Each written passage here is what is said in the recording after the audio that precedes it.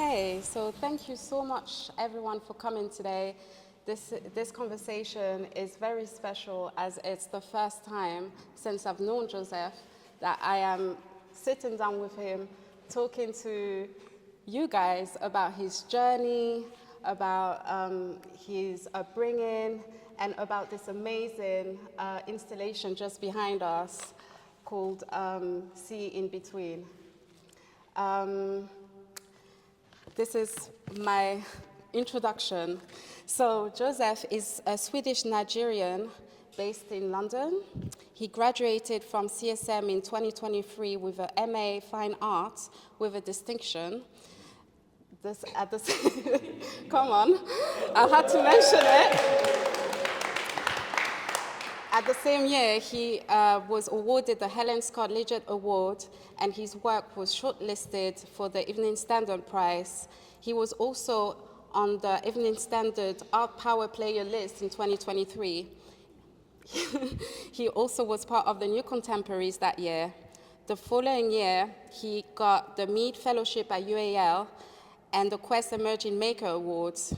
Last year, you also got the Developing Your Creative Practice grant from the Art Council, and was also part of the Acme Early Career Program, and you had a group show at the Cooper Gallery. As the Deptford X director said, we are both associate lecturer at London Met as well, but most importantly, we created a collective called the Collective Makers in 2021, and we have built a community of 450 artists in this area. We've worked with many cultural institutions, including the Royal Museum Greenwich, British Council, Somerset House, and one of your pieces, the Sovereign Strength and Ancestral Throne, is now sitting in the Atlantic World's Gallery at the National Maritime Museum. But that's a lot of accolades. Can we just do you know what I mean? How we met, basically, our story is we've met 2 months before the pandemic in 2020 at a networking event in Lewisham for Black creatives. And as the host was going around the room for basic introductions, we both noticed that our journey were quite similar in different ways. So we are not born in the UK, we've lived in different countries, and then I think that notion of coming here and our migration story made us connect on a deeper level, and we just carry on like that. But at the time, we were both self-taught artists, so really, really career kind of like emerging and doing a coming out on Instagram. I'm an artist, hi, you know.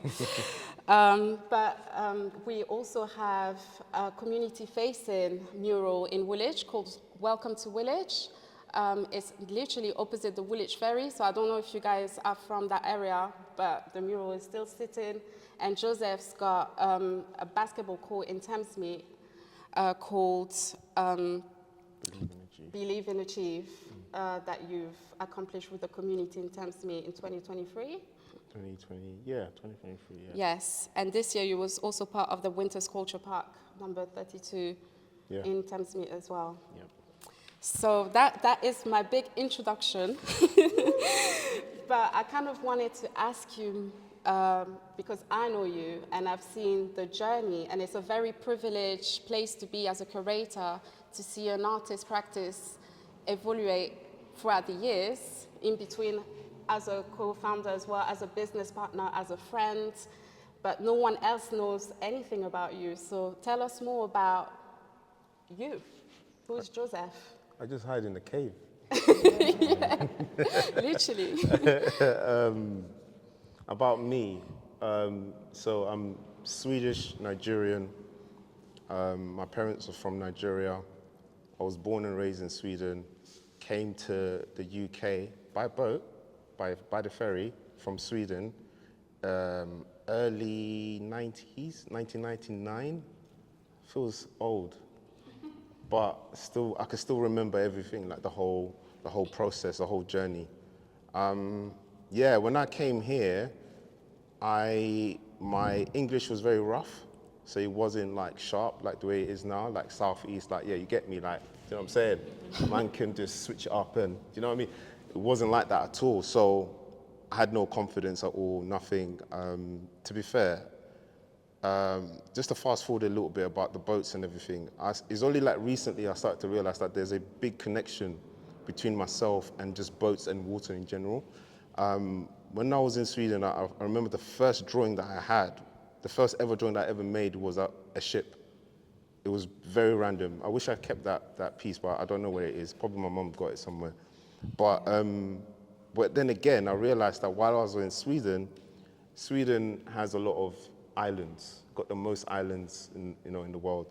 And my brother this morning sent me videos from like 92 of us, the family, just island hopping with the ferries and everything like that. Yeah. And to me, I thought, right, so this is where it's coming from, subconsciously.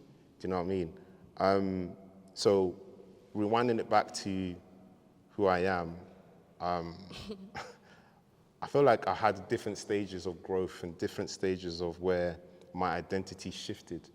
While I was in Sweden, I was in denial about my heritage as a Nigerian. Although I knew I was black, but I wasn't too sure who I was. You know, I wanted to find a place of belonging. And I wasn't sure how to navigate that. I wasn't sure. Although I had like friends that were black as I was growing up, not when I was younger, but as I was growing up, I had friends that were black. And funny enough, as I was coming back here, I had the time to think about some of the journeys while I was in Sweden. And I remember even my friend, I know this is a little bit off topic, but it kind of shapes into who I am now. I remember when moving to Gothenburg. So my parents moved initially from Belgium to Sweden to a small town called Linköping. And it was a small town where rarely you could see black people. And that also was a challenge as well. But when we moved to Gothenburg now, we were in a place of culture. We were in a place of where there's different people from different backgrounds, Somalia, Uganda. And I remember, so imagine, we moved to a block on one side, and then this particular person, so my first best friend, he was Somalian, he lived opposite me. And we moved around between Friday and a Saturday, and we went to school on a Monday, yeah? And then there's a playground in the middle. And so me and my brother, we go out and play. One of the good things about those days is that we were freely, so we can just go out and play. Now, I don't know about that. Like, I can't take my kids and, go out and play. No, I have to be there. But at that time, at that age, we were able to go out and play, right? And this guy, there's swings in the middle, right? So you have the swings, the tire swings. I don't know if you guys remember that. I don't think they do that anymore, do they? Tire swings. I don't think so. Do you remember that? Yeah, of course. Okay, cool. They still have that. Okay, cool. And we were taking turns. And then he tried to bully me to say, you need to get off the swing. And I said, no, I'm not getting off. And then we started having a fight, a massive fight. And then to only know that on Monday, he was in my class. And we started having a fight again. But then after that, he said, you know what, Joseph? In Swedish, by the way. I think you're cool. I want you to be my best friend. And that's how I started the journey of having friends of the same color of me, if that makes sense. Yeah. Fast forward to when I moved to London, Southeast, Thamesmead in particular. I was just hanging around with the wrong crowds because I couldn't find ways to fit in. So I was hanging around with the wrong crowds, up to no good, as usual. I wasn't great educationally, but my art teacher at the time was really honing in to really just work on your craft because there's something in there that you've got talent in here. Like anytime you're in the class, it's like I'm in my own element. I feel like I had my own platform, a place to voice myself, if that makes sense. To fast forward, if not because of my teachers, I probably wouldn't be doing art today. I probably wouldn't understand fully what my purpose is. And I feel like from strength to strength, from growth to growth, my practice has developed. And it has now shaped from painting to installation, to sculptures, to music, to multimedia. Yeah. And it all depends on what theme it is. But also coming back to the boat drawing that you had done, your first drawing, it's a common reference in your work, because I remember when you used, because I met you was only painting, but these boats, these origami boats, was in the background or were in a, in a different context. And now I feel like it has transitioned to something that was unexpected. I think this is one of your best work that I've ever seen. So a big congratulations to that. But how was that transition? And also, when did you acknowledge your heritage? I feel like there's loads of questions in one question. So, but I'll start with the boats. Yeah. That was subconscious. It wasn't like, yeah, I like boats and yeah, I can't even swim. Can you imagine? So what's that? Do you know what I mean? It doesn't even make sense. I don't know what it was. I think at a young age, I loved playing with paper. So like paper planes, making origami boats. The idea of making with using your own hands, with your bare hands, was very significant to me. And I feel like that's what also happened as my practice developed. I actually enjoy making things with my own hands, if that makes sense, like from sculptures, installation. And we can talk more about this later as well, where I'm using my physicality of hands to make something. But then also, when I look at it metaphorically, the idea is to be able to be like a child. Right. Where you're able to think like a child when you look at, when you're looking at history, for instance. When you're looking at history and when we're seeing things that some of the histories that we see is written by a white man, yeah? How can we unlearn that? We need to be like a child first. We need to be more creative. We need to be like open up. We need to think fiction a little bit so that we can kind of change the narrative. That's how I see paper and making. So is it kind of a sort of a coping mechanism to kind of reimagine a new version or a new perspective on history? Yeah, and it's almost like building something else on what has already been built. I got you. Also, that leads me to why did you, because I know you and I know how your brain works to some extent, but why did you wait for this open call? Because I know this was in your head for a long time. I know. I'm pretty sure it was. Yeah. But what made you apply for this particular open call to have this vision come to light in Deptford? Why Deptford? So this work has been inspired from my previous work. I've come to realize that my work is a way of developing, looking back and reflecting from the previous work that you've made, and it's almost like a transformation. So the previous work that I got inspired from was the revival boats, which is very significant to me in my practice and very like a pillar to me. Anytime I'm feeling like I'm struggling, I go back to that. I go back to the ground base of my work, and then thinking about the simplicity of it. When you look at the metal that was given. Can I just cut you? Sorry. Can you explain to the public what the revival boat was and where did you, yeah. Okay. So the revival boats comes from, where do I even start with that one? Basically, this is what happened. So me and you, yeah, we were working at the Maritime Museum, right? Yes. We were working at the Maritime Museum. Again, I've never been to the museum until we started working with them, right? So this is when I realized that I'm slowly unlocking my practice. I'm slowly unlocking the idea of investigating, the idea of looking at collections, the idea of exploring as an artist. Not like, oh, I'm a scientist, I'm going to, no, it's just more about curiosity. Right. Right? And the development of our relationship between us and Maritime Museum became very solid. And one of the contacts there invited me to receive a unique metal called a lumbral metal, which is from the Cuttisock itself. And this particular metal doesn't exist anymore. They don't make it anymore. And it was originated from the months of the ship of the Hull, which was going back to like 1960s. And I think early 2000s, there was a fire there. There was a fire on the boat itself, so they had to remove some of those metals.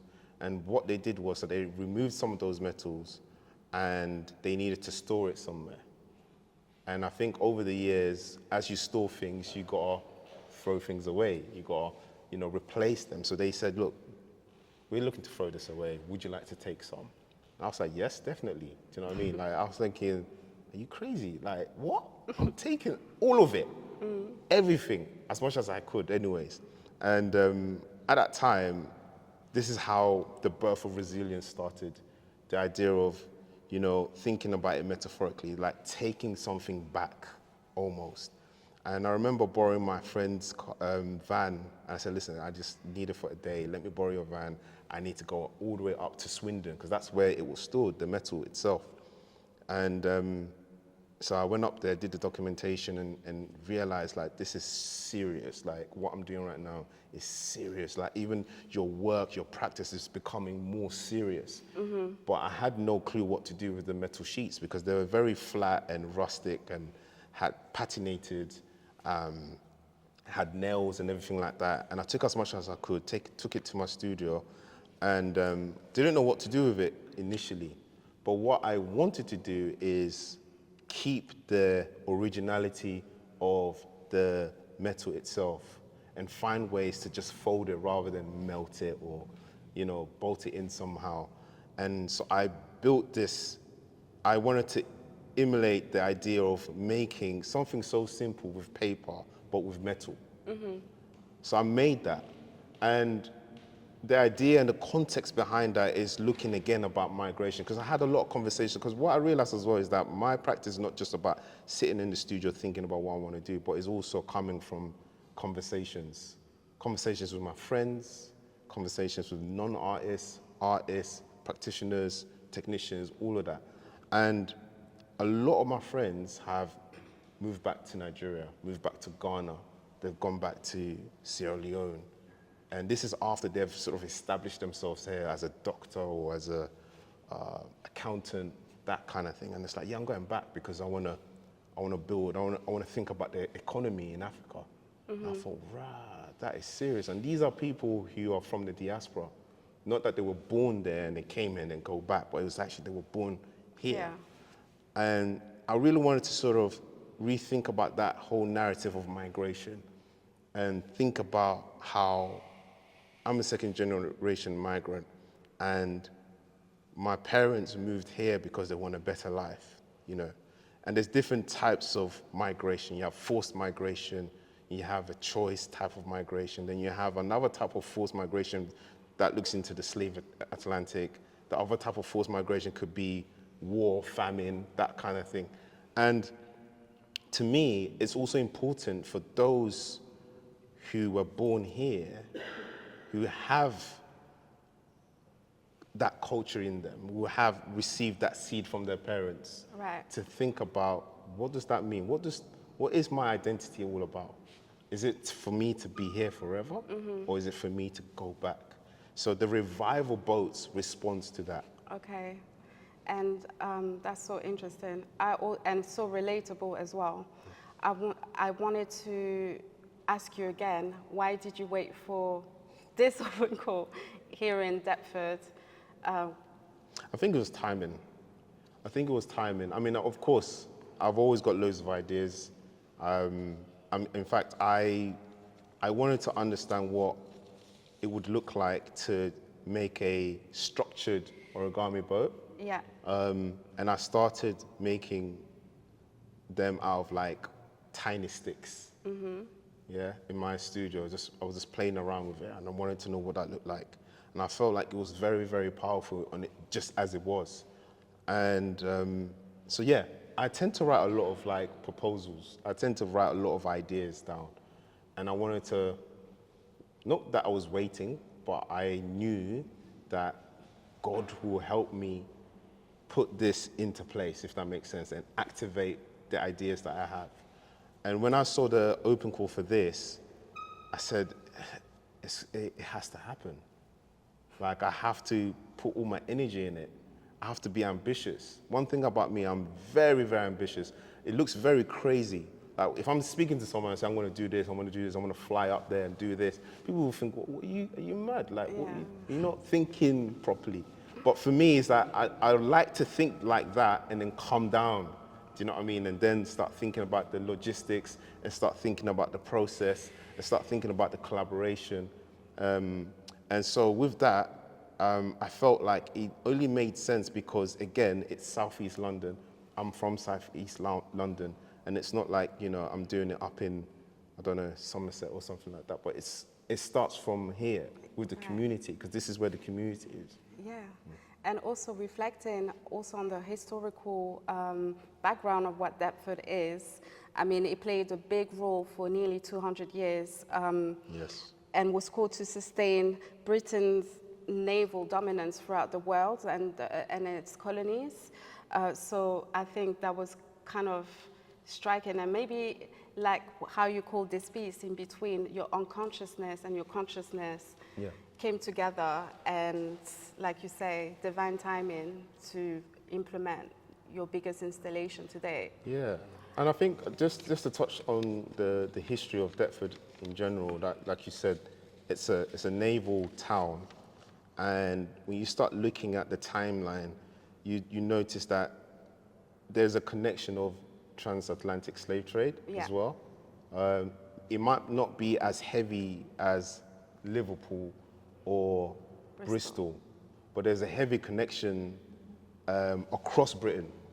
In fact, it's almost like, this is going to sound mad, but it's almost like, you know, when you have a plug, yeah? I got a plug in North London. It was like that, like Deptford was the plug, yeah, for that kind of situation that happens. So just to make it more that, do you know what I mean? But then when you start looking at the timeline after that, we had, or Britain in general had World War I and II, and then after World War II, they needed reinforcement of people to help them build and rebuild what was damaged. So then you have Windrush, and then you have the Jamaicans coming over, the Caribbeans coming over, and then it kind of shifted Deptford. You have the barbershops, you have, you know, the shops, the local shops, you have music blasting out in the massive speakers, you have churches, you know, being planted across Southeast London, Deptford in particular, New Cross area, Lewisham, and then obviously there was a need for the NHS as well. So then the culture started shifting again, where Nigerians came, the Ghanaians came, the Asians came. So it started shifting. Do you get what I'm saying? And now it's being gentrified, isn't it? And then the history continues. But the idea was that this particular space had a lot of history. And how do we think about our story? It's almost forgotten sometimes when you think about it, because of the time and how things are being fast-paced. But it's about a moment of stillness, a moment of reflection, and a moment of reminding of yourself of where you came from, where your ancestors came from, where your parents came from, your grandparents came from. And that's what I wanted to do by activating it, by creating this installation with the sound piece. And what I love about this installation is that it's relatable.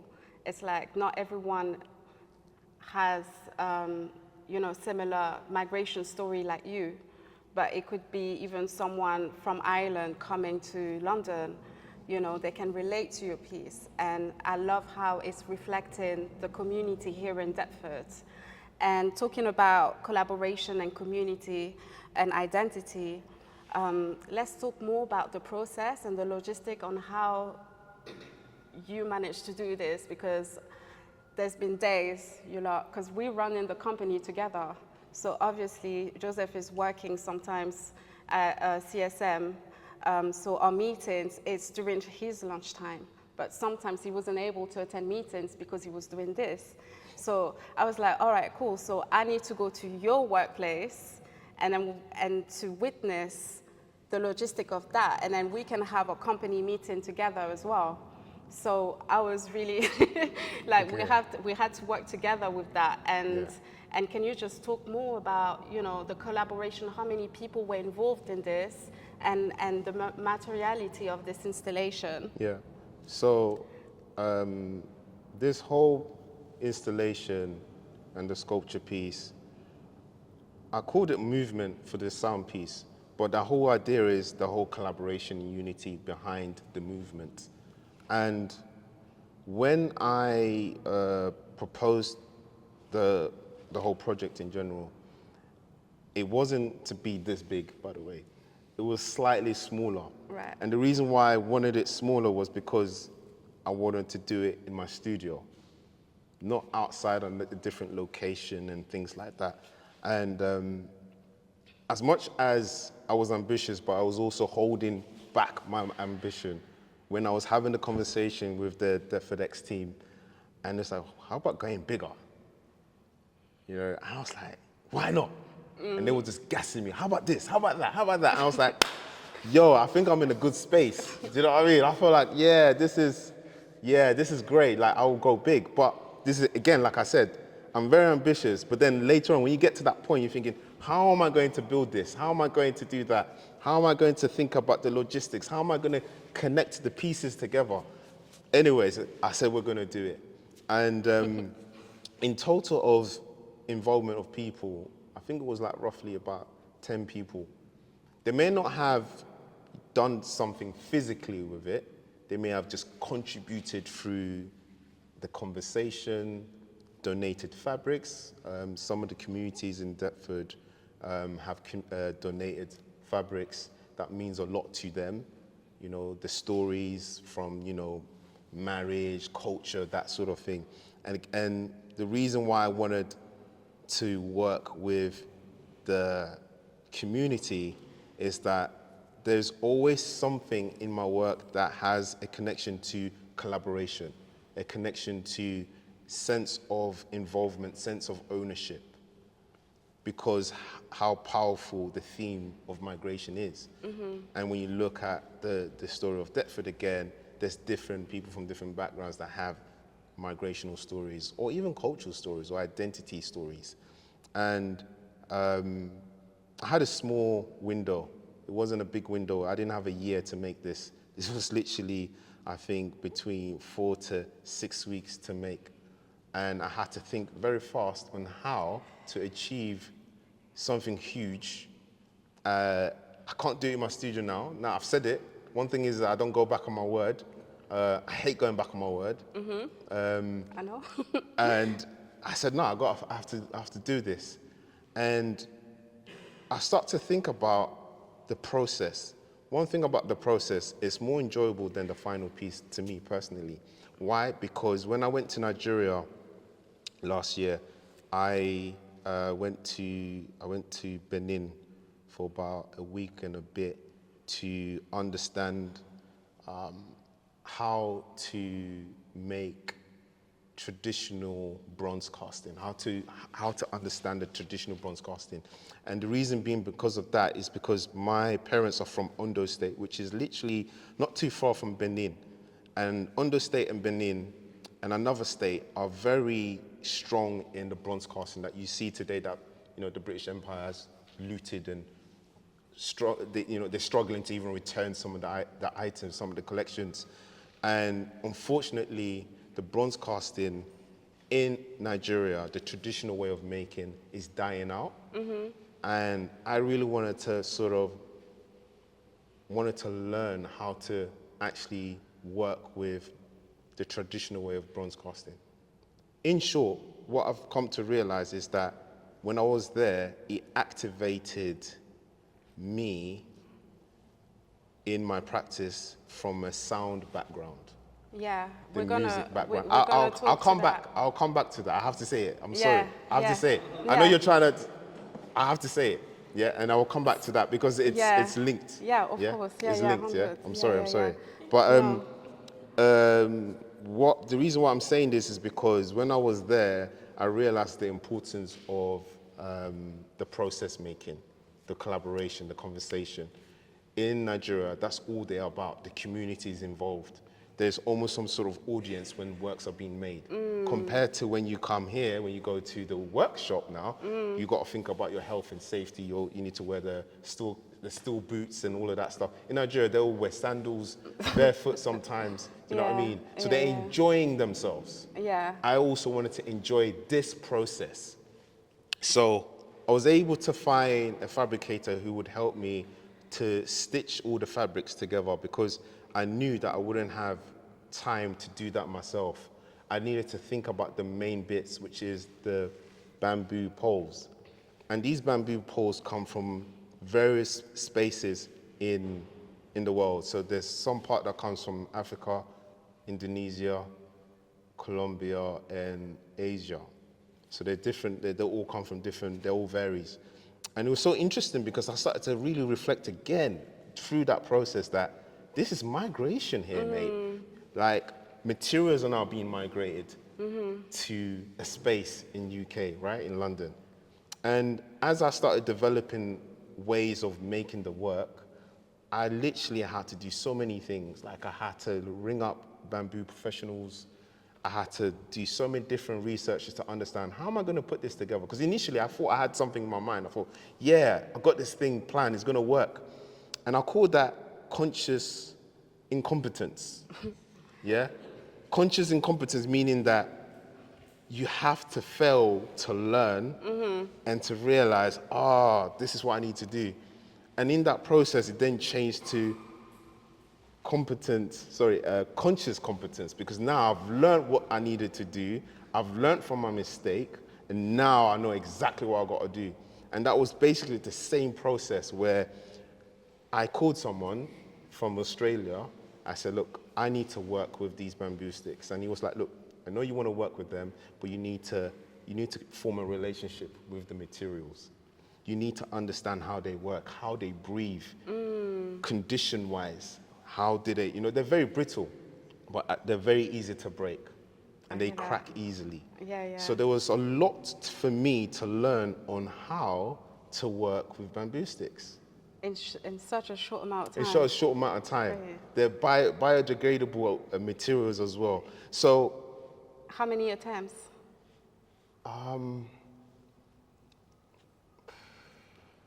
That's a good question. It's hard to say because I don't want to talk about it because I did something there. But anyways, we'll talk about it another time. Basically, the bamboo poles, I ordered a fraction of amount and I ordered excess amount as well, just in case, because I've never worked with that before. They're not just normal wood. Like wood, they expand, right? And I realized that I needed to find a place to work with them. So I decided to work at where I work, at CSM, King's Cross. Yeah. And even that was interesting because as I delivered it all to King's Cross, the maintenance team were like, yeah, you can just leave in the loading bay, it's fine. They were very nice people, don't get me wrong. But every 2-3 days, they were like, hey, Joseph, you need to move it. Like, what are you doing? Like, you need to move it. You're blocking the space, because they were massive, do you know what I mean? And I started to think about migration again. Because when I think about my personal journey, and my parents moved from Nigeria to Belgium, they were forced to move somewhere else. Then they found an opportunity to move to Sweden. And then, they had to move. And that's the same thing with these materials. They had to move from one space in King's Cross to another space in King's Cross. And they had to move almost 4 times until I found a settled space, which was up on the roof, on the terrace, where no one could bother me, no one can, And it was nice because, again, I was working with great technicians that I formed a good relationship with. But funny enough, on the roof, it was a great space because I came to see you and stuff like that. But the heat then the rain, then the wind. Like, even that was like an experience in itself. It was an experience. It reminds me, like, now that you just triggered it, it reminds me like, this is what Noah was doing when he was building the ark. Like, right, this is what's going on. Like, all that higgy haga up and down, this and that. Do you know what I mean? Exactly. But anyways, Mad. but then it's spiritual. It's a spiritual thing, because when I also think about when I was in Nigeria, the scorching heat of how these workers were working, I Yeah. couldn't even do it. Do you see what I'm saying? But then it also teaches me about resilience. It teaches me about, we as people, we're different caliber. We work hard, you know. We do. Do you know what I'm saying? And that's what kind of helped me to wanting to finish this work. Yeah, we just get on with it, Yeah. don't we? I wanted to talk about your soundscape. So at the moment it's off, but I'm sure when you guys came into the space, you could hear it. It's a 9-minute piece, and I've listened it in various mindsets. I've listened it when I was anxious, when I was happy, when I was grumpy, when I was pissed. You know what I'm saying? And it all had the same outcome in the end. So what I felt from your soundscape was a spiritual enlightenment and a sense of calmness. So it was really striking. So I strongly recommend you guys to scan that QR code just there before you leave, on the wall just there, and just listen to the 9-minute soundscape that you have created. So at the beginning, there's a lot of like water sounds, and then there's a glimpse of like chorus, then there's strings coming in, there's wind, there's underwater sounds. Like it's a very personal, but very, once again, relatable soundscape. I want to talk about your music background. Now, I'm ready. Because Joseph, can I say it? He hid. I knew he had like a music background, but he never told me his story. Like, he never really I was like, so what was you doing back in the days? Because you know about this tune, you know about these sounds, like, and he never wanted to tell me like his producer name, nothing like that. So I just want you to kind of like share your relationship to music and sound, and then your journey and that amazing soundscape. Thanks for exposing that little bit. Sorry, I just had to. That's cool. I think just to rewind back from the sound thing, building this work by myself Crazy. has triggered me to go back to some of the things that I love doing, which was music. And when I came here, I was always into music. Like, I was into pop. I was into everything, to be fair. I was into rap mostly, anyways. Like conscious rap, like proper deep rap. And when I got the opportunity to have a computer in my house, my dad bought this demo where you can actually make music, like a really simple way of making music. Like, you put little blocks in and then it makes a sound, that kind of thing. This was at a young age, and I've always wanted to understand how to make music digitally, not like, playing the keyboard or playing the guitar, but just wanted to know how to put things together. Because like, I'm always listening to the radio. I'm just always wondering. I was very curious when I was young as well. Like, how do you make music? I want to make music. I think I'm a better producer than that person. I think I'm better than him. He's not doing it right. Like, in my head, that was all in my head. Do you know what I'm saying? And I think over the years, as I grew up, I was introduced to grime. Like early 2000, and like all my friends were spitting. And then they were like, yeah, Joseph, do you want to spit? Yeah, I did some spitting here and there. But I was more interested in making the music. So my friend introduced me to this software, and I was just addicted to it. Literally just like wanting to learn how to use the software to the highest level. And yeah, I started making music from a young age. I made a lot of music with like grime artists who are big now today. A lot of like gospel rappers, gospel MCs as well. And it came to a point where I just didn't want to make music anymore. I even had a studio locally, not too far from here. I had it with a few friends. We built up this massive studio space where we invited like young people to come and, you know, write their bars or record their stuff. And just one day, I just thought, no, I'm going to pack it all in. I'm not interested. I don't know why. Only God knows why that happened. But when you look at my timeline now, it's kind of activated me to go back into that, to incorporate that into my work. Because I feel like music has an amazing connection, an amazing language to respond to works, to respond to paintings, to respond to sculptures. And it just activates the presence of the space. And that's how I started going back into it and started doing a bit of performance here and there. So I'm just gradually getting back into the stuff that I enjoy doing. Right. So now, going back to the soundscape, I really wanted something when you come into the space, not to just, you know, reflect on the physical work, but also to hear sound of the waves, sound of music that will kind of, again, make you think more about your personal journey, whether it's your identity or your migrational story or your culture in general or just life in general. When I went to Nigeria, I recorded a sound piece at the beach. And it wasn't to record the sound, but it was just to record the atmosphere in general. And I like to document. I document everywhere I go, mostly, especially if I've never been there before.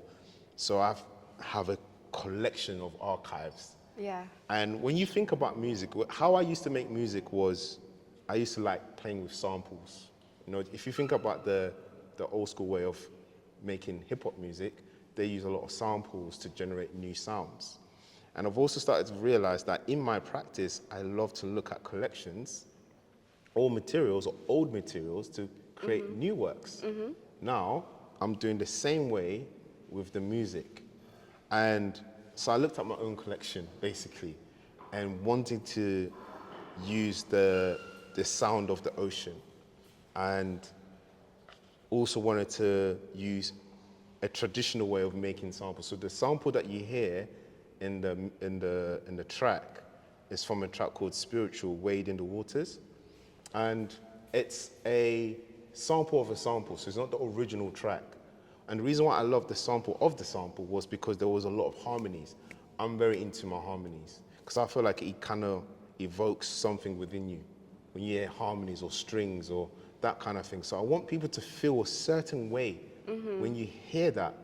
It's almost like goosebumps within yourself, and then it activates this memory, that memory, this memory. When I think about worship music, for instance, and you listen to the words and you listen to the lyrics and you're actually saying the lyrics, it kind of, because I'm Christian, so it kind of reminds me about how faithful God is to me. Do you see what I mean? A remembering thing, right? And that's the same thing that I wanted to kind of do with the sound piece in general. It's to have the ocean playing in the background and having other materials of musical instruments playing in the background.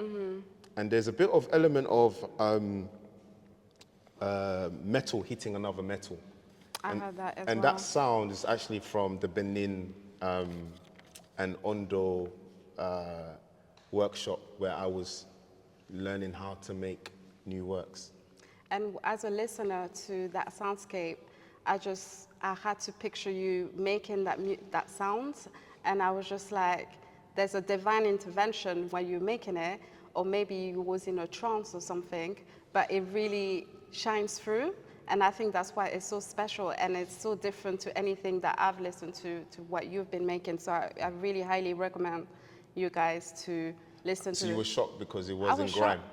Yeah, I Okay. was not just that, but I was expecting that. But because Yeah. in your last performances, music performance and stuff, you did use grime and Yeah. Afrobeat, but Yeah. that one, I was shocked, Yeah, yeah, and yeah. I was just like, it's a journey, and it's a reflection of the title of the installation, because I felt like you was really in between your consciousness and your unconsciousness. So it was just like it was just perfect.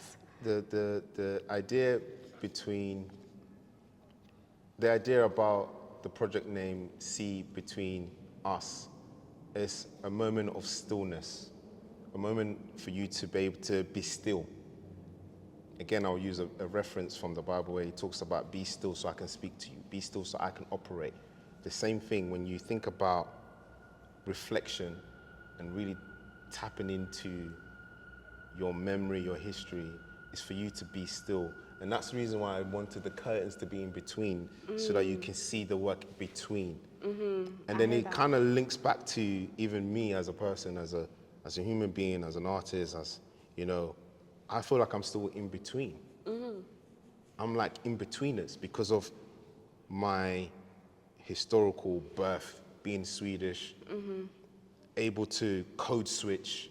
When I'm with the mandem, I'm speaking different language. When I'm with the corporate people, yeah, and then when I'm here, I'm just being myself. Do you know, I'm just being. Do you get what I'm trying to say? Like Yeah, that's 100, yeah. yeah. That's, do you know what I mean? So it's just like there's so many different things there, and I feel like with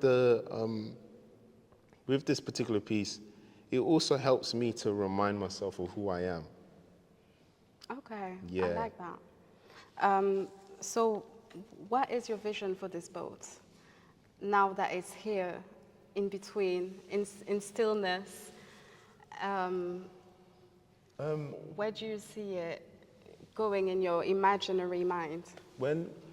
So movement is always going to be moving, right? So it's always going to sail somewhere. When you think about boats are not meant to be just stagnant, they're meant to be flowing. Water is flowing, it's always flowing somewhere. And when I started building this space and when I started reimagining, just thinking about this particular venue itself, it was so it was, not that it was weird, but I felt like it was very significant when you have the shutters right at the back there. And when you then hear the sound of the waves, it's almost feeling like the wave is outside, waiting for you, for the boat to carry off, to sail off, basically. And my fictional idea or imaginary idea will want this boat to sail off. Because when you look at the unison of the fabrics and how they've been stitched together, it's not meant to be stagnant. It's meant to, let's all go together and we're flowing somewhere, whether it's going to Africa or wherever, it doesn't matter, but it's supposed to move. It's not supposed to be in one place. Just the same way when I ordered those batch of bamboo sticks to King's Cross, from King's Cross to another site in King's Cross, several places, now it's here, it's supposed to do the same thing, keep moving. And it's about the movement of that. Thank you. Thank you. I don't even know how to finish this interview. Sorry, I'm just taking it in. Thank you for sharing your journey, and thank you for sharing the process behind it. And also thank you to anyone that, collaborate with you. It really shines through the art of collaboration through this piece. I wanted to ask the audience if anyone had any questions for Joseph.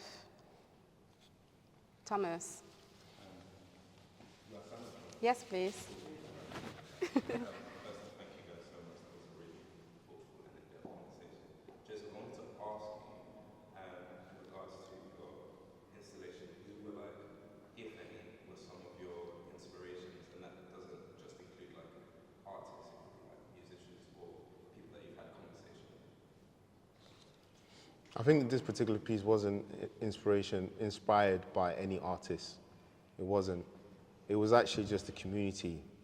One thing that I like doing, as much as I don't even like talking as much as we know, I'm hiding bare things from you and then you're thinking, what's going on? But what I'm trying to say is that just when it comes to things that matters the most, things like culture, family, ideas, new ideas, I get inspired. Like even just sitting here and having a conversation with you, I'm already thinking about another idea in my head. Like, right, okay, the next thing I'm gonna do is da-da-da-da. So there's a lot of like, have you seen that meme where you see those the maths and the graphs? That's what's going on in the back of my head sometimes when I'm speaking to people, and I feel like that's what has inspired me. Even Deptford X have inspired me because they allowed me to think outside. Do you see what I'm saying? Just communicating with people, from artists, from obviously my family always inspire me. My kids inspire me the most because I'm always looking at myself in them, if you know what I mean. Like they all look like me. As much as my wife doesn't believe it, but they all look like me, and I always prove it to her all the time. But that's not the case. The point is the fact that when I look at them, I think a lot more about generational legacy. I think more about the past. I reflect more about the journey of migration for me personally. And that's what kind of inspired me to want to do this. Is there anyone else that wants to say anything or have a question? Kelvin wants it as well. Okay, Kelvin, are you sure? Kelvin.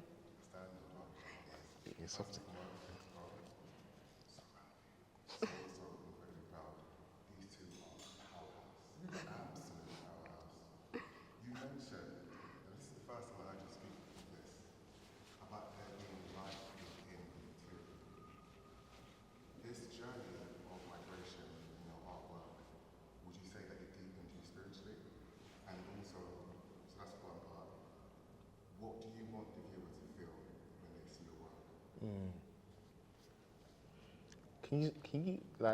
Can you start again? Can you ask the first question again? Let me start with the first question. That first question. That's correct. Yes. Yeah. Yeah. Yeah. What is that? That's a good question. I think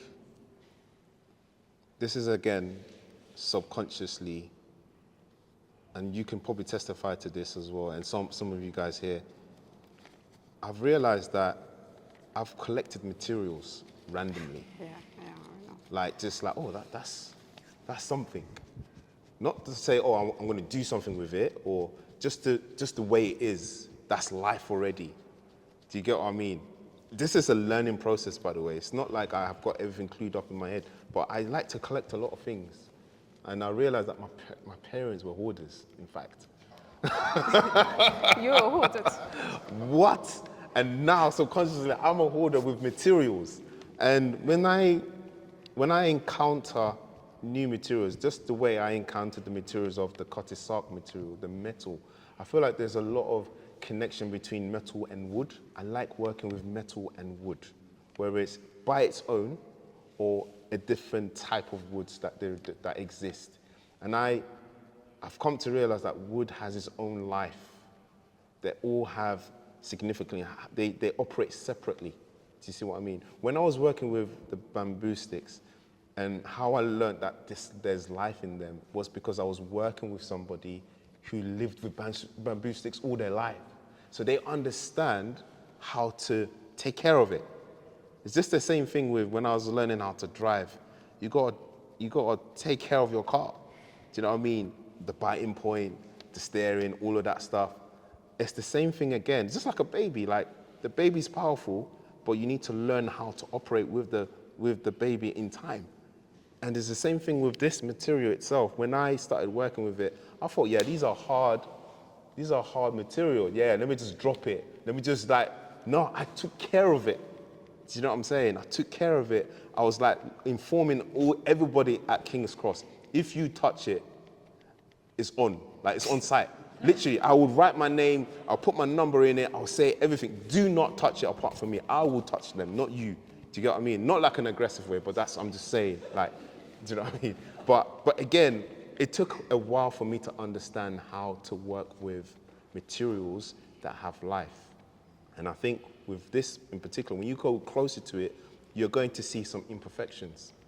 And I am not someone that likes to be perfect. There are some areas that I want to be perfect, but life is not perfect. So why should the materials be? Do you see what I'm trying to say? And that's the reason why you see some ropes that obviously has a significance with the boats in general, with sailing. There's a lot of ropes involved. But I use the metaphoric way of saying, wherever there's cracks, we'll heal you with the culture. So the culture is part of the rope that holds on to the material itself. I'm hoping that kind of makes sense, because now it's not just about, it's just like when my child gets a cut on the leg, put a plaster on it, or or she's, he or she's feeling sick, I'll give you medicine. It's the same thing I'm treating the materials with, but I'm treating materials with the culture that I know. So can I just say one more? Yeah, you got a question that, so, yeah. Just to link what you just said at the end there about the rope tying in and like securing Yeah, the yeah, concept. yeah. There was, gosh, without this going to morbid and daunting, slavery, ropes, lynching, the link between life within the wood, it's like, and you being very protective over that life, it sounds very much like it's a living organism. Yeah. And that rope, the significance of that rope, what is it for you? For me, it's about holding on to culture, holding on to tradition. We see, when I went to Nigeria, I saw a lot about how a lot of traditional stuff is dying off, right? And it's about holding on to it so that you can pass it on to the next generation, wherever you can. Metaphorically, that's what this is about. When you think about all the ropes, it's about the generational, how your grandparents may have sown the seed of just sharing one proverb, or do you get what I'm saying? This is what you need to. Then you think, at that time, you never knew what that meant.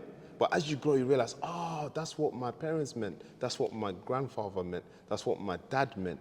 Because of that bandage, it's always going to be instilled. So it's almost sowing a seed with the work. And when you look at the work, again, living organism, is like, it's moving. It's always going to move. It's always going to develop. But our culture, unfortunately, especially the black culture, is going to fade, unfortunately. Some of it, some fragments of it will fade. Because when you think about, and I'll say this as well, like in the Nigerian marriage, for instance, yeah, generation after generation, they cut off different traditional ways of getting married. I don't want to do this, I don't want to do that, but I'll do this, or I don't want to do that. But in Nigeria, there's no if, buts, or maybes. You're doing everything. Do you know what I mean? From like the dowry, the beads, cutting the lamb, going big cow, bring 5 calves. You can't kill them. You can't do that now. Do you know what I'm saying? So does that mean that we as migrants in general have been displaced?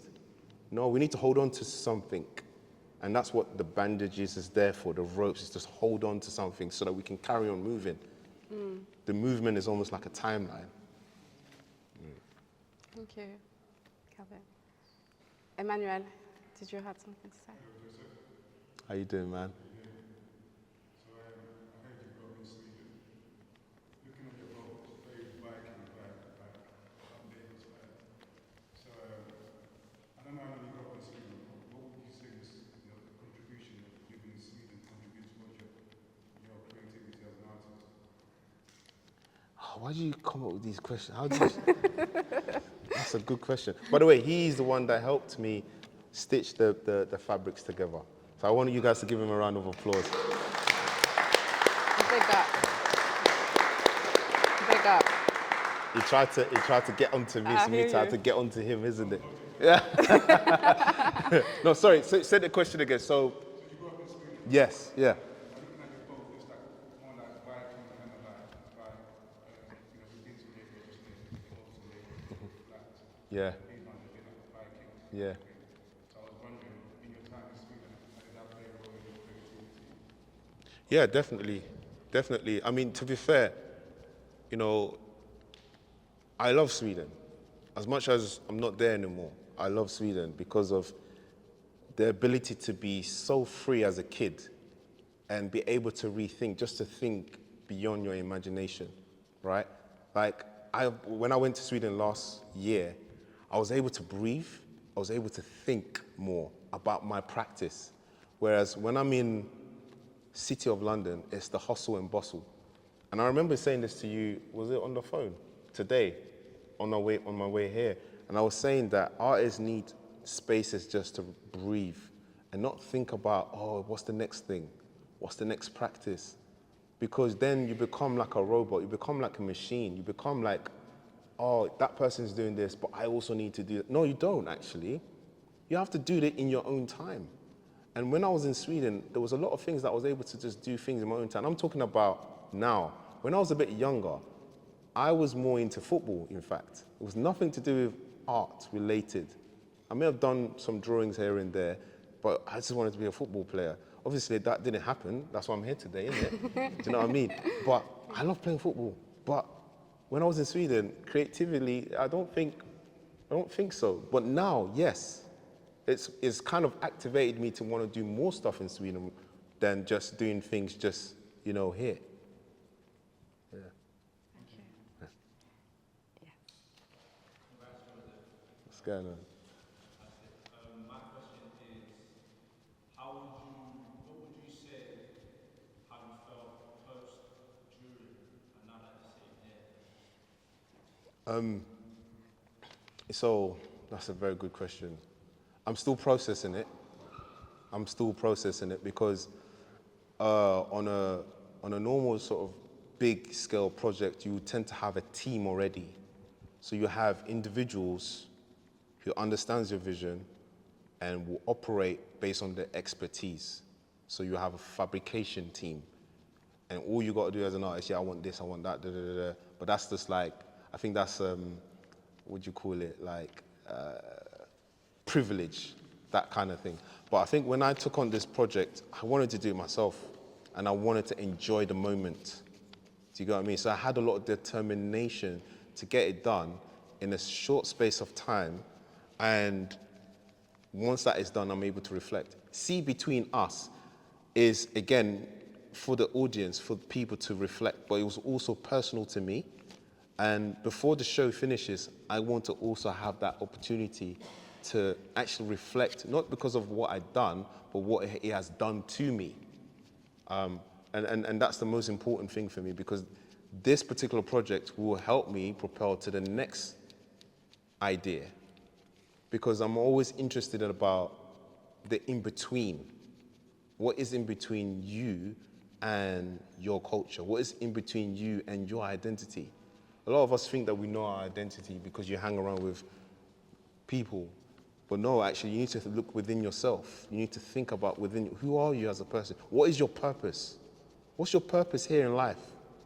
Was you meant to move here? Was you forced to move here? Do you know what I'm saying? So you got to think more deeper than that. So for me, after making this, I want to take time by myself to reflect on it. I actually want to be here when nobody's here, so I can just really soak everything in. Any other questions or comments? You kind of answered the last question to ask you about what do you want the audience to The audience. Yeah, the audience is to have their own personal journey, reflection. I feel like people in general don't have enough time to reflect. We're so busy in life. Do you know what I mean? We've got work, kids, family, different projects, that kind of thing. And I wanted this space to be a place to be still. Just to be still. Don't look at your phone. We're always on our, machines or, social media, that kind of thing. And that's the reason why I brought in the sound.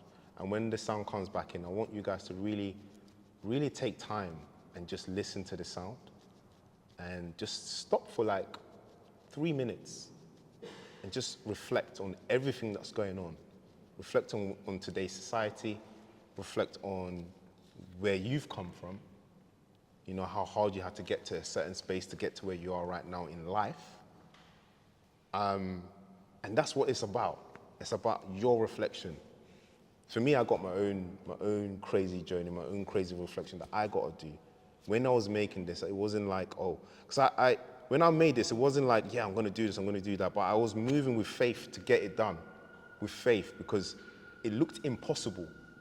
When you look closer to the work, you start to see that there's, how do you do this? And it's the same thing when you come and you look between the curtains through the the work is the idea of looking about your moment, your memory. Is there a memory in your head that is missing that this work has activated now? Yeah. Thank you, Joseph. Can we just, Thank you.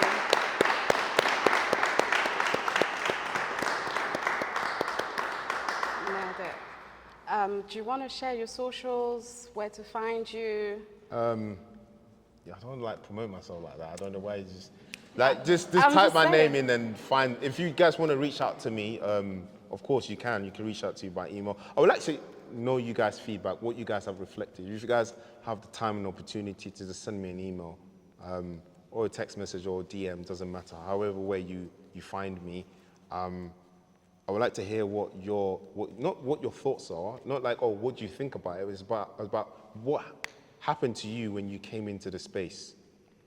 Do you see what I'm saying? Like, that's what I want to hear. What happened to you? How has this made you think about something in your life that you wanna work on? I don't know, but it could be so many different things. But I would like to hear about that. That would be nice. Yeah. All right, say nothing. I'm not gonna. Joseph Ijoyemi on Google. Thank you for picking me to have this conversation. It's been like a journey and an honor, man.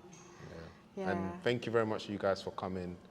To my friends who I sent. This is another. Is it the video cut? Yeah. Oh snap. Okay. Anyways, basically what happened was I sent a few personal invites to my friends, and it said Thursday, and it was meant to be Friday. So they got onto me. So I'm so sorry. Yeah. Like, don't put this on Instagram or anything. I'm sorry.